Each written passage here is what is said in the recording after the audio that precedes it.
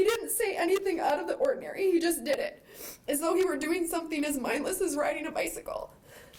There are two arguments at war in my mind.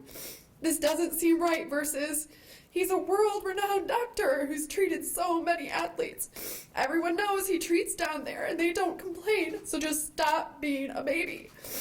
Everyone trusted him. I told myself I needed to trust him too. So I convinced myself it was just a normal part of the procedure and kept my mouth shut. However, I could not have prepared myself for what happened next. Originally, I was very hesitant to share the details of this part.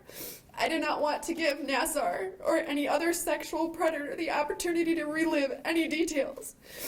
But I think this is a huge problem in society today, that there are people that are hesitant to speak up because they think a victim wanted to be assaulted. And that's just not true.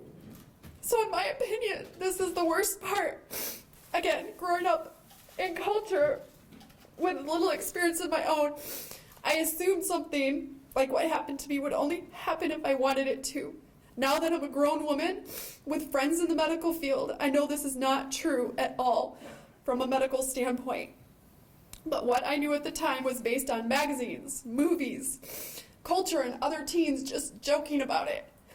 He just kept on with his treatment as if nothing had happened.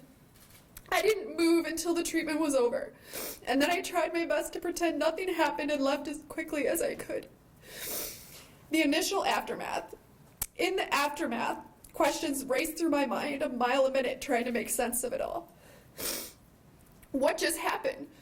Trying to desperately understand why I couldn't control what was happening to my body. Could my body really react that way if I didn't want it to? I thought that was impossible, but clearly it wasn't because it just happened.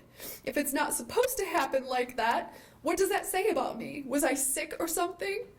Did I need help? I felt like my body had just betrayed me, and I had built up such a wall of protection in my mind around Nassar that my first reaction was to question myself, to blame myself. I wanted to believe the best in people, but no matter how much I rationalized, he's a doctor. He's trying to help you. You should be grateful he's treating you. He didn't mean for it to happen. I couldn't shake the voice in my head that said something wasn't right.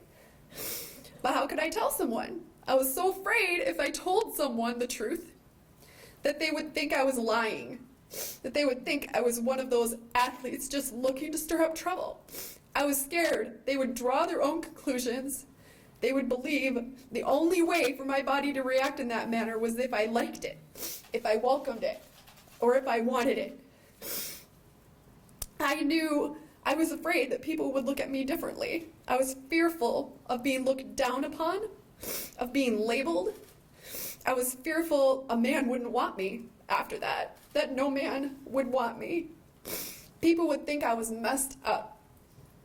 I would be deemed unlovable, unacceptable. And what if what Dr. Nassar did was unintentional? Instead of filing a report, I came up with a plan for the future. If I ever had to be treated by the doctor again, I would be forthright and clear. If he tried to go there, I would speak up. I would say I was uncomfortable. And I resolved in my mind if he proceeded to cross a boundary after that, I would drop kick him in the face.